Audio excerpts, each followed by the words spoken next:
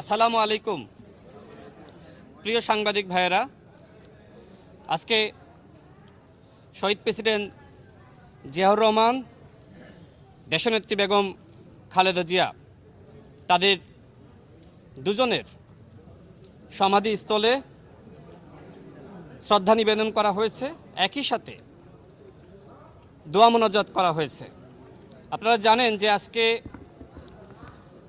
আপনারা সকলেই জানার কথা যে গতকাল বাংলাদেশের মাননীয় প্রধানমন্ত্রী, বিএনপির মাননীয় চেয়ারম্যান আমাকে তার রাজনৈতিক সহকারী হিসেবে আমার উপর আস্থা এবং বিশ্বাস রেখে দায়িত্ব অর্পণ করেছেন।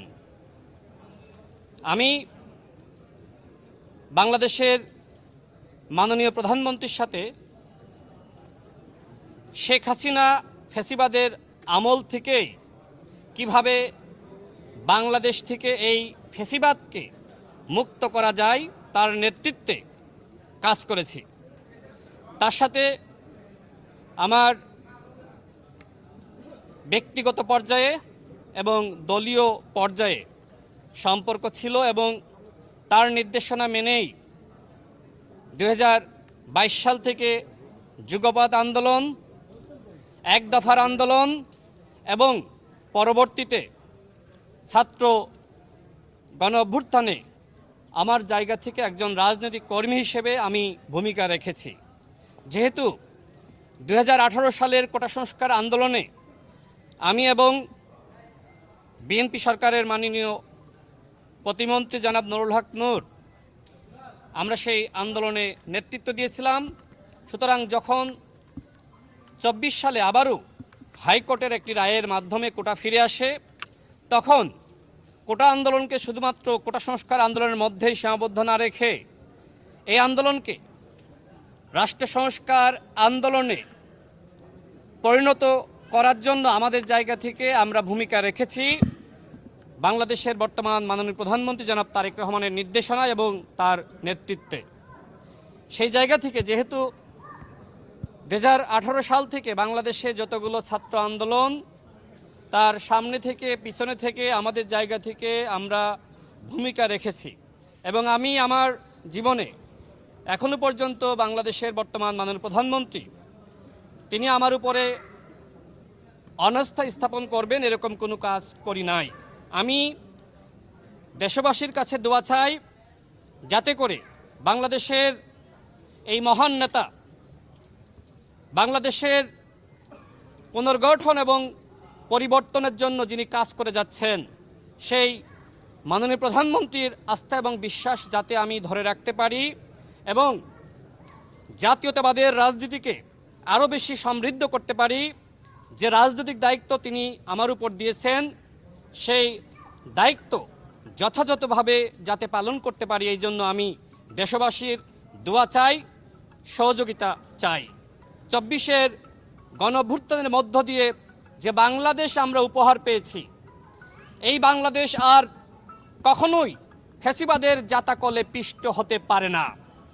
সময় এসেছে রাষ্ট্র পুনর্গঠনের, এই রাষ্ট্র পুনর্নির্মাণের। সেক্ষেত্রে বাংলাদেশের সমস্ত রাজনৈতিক শক্তিকে, যারা আমরা ফ্যাসিবাদ বিরোধী লড়াই করেছি, আমি সবার প্রতি উদাত্ত আহ্বান রাখতে চাই যে আমাদের মধ্যে রাজনৈতিক কারণে মতপার্থক্য, আদর্শিক পার্থক্য থাকতে পারে, কিন্তু দেশ পুনর্গঠনে আমাদের মধ্যে কোনো পার্থক্য থাকতে পারে না। ঠিক, বাংলাদেশের মাননীয় প্রধানমন্ত্রী আমাদের জন্য গর্বের এবং আল্লাহর পক্ষ থেকে আশীর্বাদ। আমি তাকে চিনি, যে কারণে আমি সবসময় যখনই কেউ তার সমালোচনা করেছে, বিশেষ করে গণ অভ্যুত্থানে বাংলাদেশের মাননীয় প্রধানমন্ত্রীর যে ভূমিকা, তিনি পিছন থেকে যে ভূমিকা রেখেছেন, সামনে থেকে তিনি নির্বাসিত জীবনে ছিলেন, তারপরেও সামাজিক যোগাযোগ মাধ্যম ফেসবুক, ইউটিউবে তার বক্তব্যের দ্বারা অনুপ্রাণিত হয়ে জাতীয়তাবাদের সমস্ত শক্তি, বাংলাদেশপন্থী সমস্ত শক্তি রাজপথে নেমেছিল, এটা তো অস্বীকার করার কিছু নাই। বাংলাদেশে গণ অভ্যুত্থানের সময় যে রাজনৈতিক সমন্বয়, সেই সমন্বয়টা বাংলাদেশের মাননীয় প্রধানমন্ত্রী জনাব তারেক রহমান করেছিলেন এবং তার সাথে থেকে বাংলাদেশের বর্তমান স্বরাষ্ট্রমন্ত্রী জনাব সালাউদ্দিন আহমেদ সহ আমি নুরুল হক নূর, ছাত্রদলের সভাপতি রাকিব ভাই, সাধারণ সম্পাদক নাছির ভাই, আমরা কিভাবে রাজনৈতিক সমন্বয় করা যায় সেই জন্য আমরা অনেক আলাপ আলোচনা করেছি। যেটা আমাদের স্বরাষ্ট্রমন্ত্রী কিছুদিন আগে একটি বক্তব্যে বলেছেন যে পিছনের অনেক গল্প আছে। সেই পিছনের গল্প হলো যে আমরা বাংলাদেশের বর্তমান মাননীয় প্রধানমন্ত্রী জনাব তারেক রহমানের নেতৃত্বে আমরা রাজনৈতিক শক্তিকে একতাবদ্ধ করার জন্য কাজ করেছিলাম। এদেশে অনেক আন্দোলন সংগ্রাম হয়েছে, কিন্তু রাজনৈতিক শক্তিকে অন্যায়ভাবে অন্যায্যভাবে পরাস্ত করার জন্য সেই ফ্যাসিবাদ আমাদের আন্দোলনকে বারবার বানচাল করেছে। সেই জায়গা থেকে আমাদের কাছে মনে হয়েছিল যে সামাজিক আন্দোলনের মাধ্যমে আমাদের সামনের দিকে অগ্রসর হতে হবে। কোটা সংস্কার আন্দোলন আল্লাহর বিশেষ রহমত, আল্লাহ শেখ হাসিনার পতন নিশ্চিত করে রেখেছিল এই কোটা সংস্কার আন্দোলনের মাধ্যমে, সেটি আমিও জানতাম না। কিন্তু আমি অত্যন্ত গর্ববোধ করি যে এই আন্দোলন 2018 সালে সফল হয়েছিল। এই আন্দোলনের নেতৃত্ব দিতে গিয়ে আমি রাশেদ খান সবার আগে অ্যারেস্ট হয়েছিলাম, কারণ সেই সময় মূল নেতৃত্বের জায়গায় আমি এবং নুরুল হক নূর, হাসান আল মামুন আমরা ছিলাম। আমার বন্ধু সাংবাদিক নাহিদ এখানে আছে, সেও সাক্ষী। সেই সময় সে বিশ্ববিদ্যালয়ের সাংবাদিকতা করত। প্রিয় সাংবাদিক ভাইরা, আমি যে দায়িত্ব পেয়েছি আপনাদের সহযোগিতা চাই। ইনশাআল্লাহ আপনাদের সহযোগিতা পেলে বাংলাদেশ পুনর্গঠনে মাননীয় প্রধানমন্ত্রীর যে স্বপ্ন, সেই স্বপ্ন পূরণের একজন যোগ্য সারথি হিসেবে ইনশাআল্লাহ কাজ করতে পারবো। যে কথা আমি বলছিলাম সেই কথা বলে শেষ করব যে জুলাই গণ অভ্যুত্থানে বর্তমান স্বরাষ্ট্রমন্ত্রী তার অনবদ্য ভূমিকা আছে, বাংলাদেশের মাননীয় প্রধানমন্ত্রী তার অনবদ্য ভূমিকা আছে। এই বিষয়গুলো হয়তো অনেকে জানে না। আমি এর আগেও বলেছি, আজকেও বলছি যে রাষ্ট্র আমরা নতুনভাবে পুনর্গঠনের স্বপ্ন দেখছি। সেই রাষ্ট্র পুনর্গঠনের স্বপ্ন আমাদেরকে দেখিয়েছেন বাংলাদেশের মাননীয় প্রধানমন্ত্রী।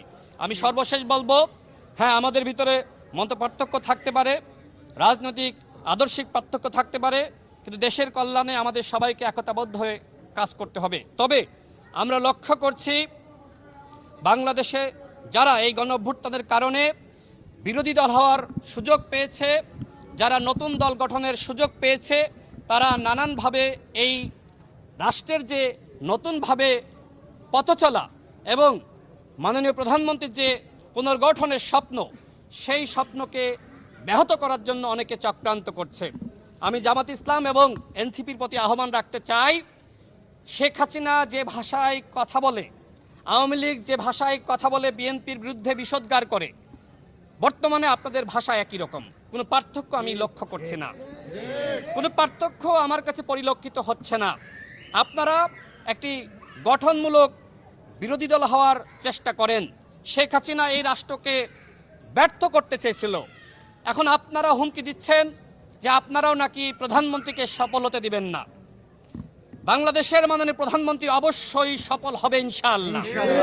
কোনো অপশক্তি মাননীয় প্রধানমন্ত্রী যে স্বপ্ন দেখছেন, তার যে পথ চলা, তার যে অগ্রযাত্রা, সেটিকে ইনশাআল্লাহ ব্যাহত করতে পারবে না।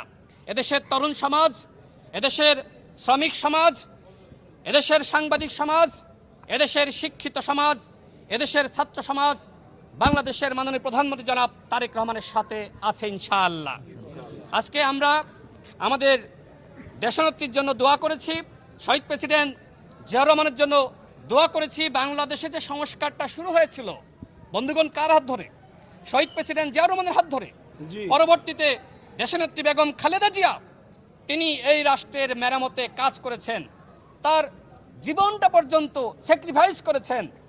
তিনি তো শেখ হাসিনার অধীনে নির্বাচনে গিয়ে কিংবা তিনি দেশের বাইরে চলে গিয়ে সুখে থাকতে পারতেন, কিন্তু তিনি বলেছিলেন যে আমি দেশ ছেড়ে যাব না, এদেশে জন্মেছি, এদেশে আমি মরতে চাই। আর আমাদের প্রধানমন্ত্রী, তিনি নির্বাসিত জীবনে ছিলেন, তার উপর যে অত্যাচার হয়েছিল কে না জানে, তার উপর যে নিপীড়নটা হয়েছিল, অনেকে এখন সেই নিপীড়ন নিয়ে হাসি ঠাট্টা তামাশা করছে। আমাদের মাননীয় প্রধানমন্ত্রীর সহধর্মিনী তার কন্যাকে নিয়ে সমালোচনা করছে। এটা কি কোনো রাজনৈতিক আচরণ হতে পারে বন্ধুগণ? আপনারা রাজনৈতিক সমালোচনা করেন, সরকারের গঠনমূলক সমালোচনা করেন, পাশাপাশি পরামর্শ দেন। এই যে আপনার চট্টগ্রামে সেখানে বৃষ্টির পানিতে এলাকা তলিয়ে গেল, এরপরে আমাদের প্রধানমন্ত্রীর পক্ষ থেকে 10টা পদক্ষেপ তিনি কিন্তু সামনে তিনি প্রকাশ করেছিলেন যে এই 10টা পদক্ষেপ আমরা গ্রহণ করেছি।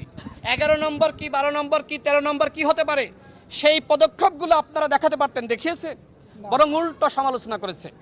বাংলাদেশের যে কোনো প্রাকৃতিক দুর্যোগে সবসময় বিএনপি জনতার কাতারে ছিল, জনতার সাথে ছিল। এই দুর্যোগে বিএনপি, ছাত্রদল, যুবদলের নেতৃবৃন্দ জনগণের কাছে গিয়েছে। স্থানীয় যারা জনপ্রতিনিধি, মাননীয় এমপি, প্রতিমন্ত্রী, তারাও কিন্তু গিয়েছিল। কিন্তু আমরা লক্ষ্য করলাম যে আজকে প্রধানমন্ত্রীর প্রত্যেকটা পদক্ষেপকে প্রশ্নবিদ্ধ করার অপচেষ্টা চলছে। আমাদের অনেক মন্ত্রীকে বিতর্কিত করার চেষ্টা করা হচ্ছে। দেখেন, সরকারের যতদিন অতিবাহিত হয়েছে এই 5 মাসে সরকার এখনো পর্যন্ত এমন কিছু করে নাই যে সরকারের বিরুদ্ধে গণ অভ্যুত্থানের হুমকি দেওয়া যায়। সরকার এমন কিছু করে নাই যে সরকারের বিরুদ্ধে রাজপথে একের পর এক অকথ্য ভাষায় গালিগালাজ করা যায়। সরকার ইনশাল্লাহ আপনাদের দোয়ায়, সকলের ভালোবাসায় সামনে এগিয়ে যাচ্ছে। আমাদের প্রধানমন্ত্রী এগিয়ে যাচ্ছেন। এই পথচলাকে কোনো চক্রান্তকারী মহল, সেটি আওয়ামী ফ্যাসিবাদ বলেন আর এই যারা বর্তমানে জামাতি যারা আপনার এই যে তাদেরকে আমি ফ্যাসিস্ট দলই বলতে চাই, কারণ তাদের কোনো গণতান্ত্রিক আচরণ এখনো পর্যন্ত আমার কাছে পরিলক্ষিত হচ্ছে না। কোনো ফ্যাসিবাদ আমাদের এই অগ্রযাত্রাকে ইনশাল্লাহ ব্যাহত করতে পারবে না। আমরা সর্বশেষ আজকে এই সমাধিস্থলে আমাদের দেশনেত্রীর জন্য, আমাদের শহীদ প্রেসিডেন্ট জিয়াউর রহমানের জন্য আমরা দোয়া করেছি। দেশবাসীর কাছেও দোয়া চাই এবং আমি আপনাদের সবার কাছে দোয়া চাই। আমি যে দায়িত্ব পেয়েছি, মাননীয় প্রধানমন্ত্রী আমার উপর যে দায়িত্ব অর্পণ করেছেন, যথাযথভাবে যাতে এই দায়িত্ব পালন করতে পারি, এই জন্য সাংবাদিক ভাইদের আমি সহযোগিতা চাই, দেশবাসীর সহযোগিতা চাই, বিএনপি এবং অঙ্গ সংগঠনের সকল নেতৃবৃন্দের সহযোগিতা প্রত্যাশা করছি। সবাই ভালো থাকবেন। আল্লাহ হাফেজ। আসসালামু আলাইকুম। বাংলাদেশ জিন্দাবাদ।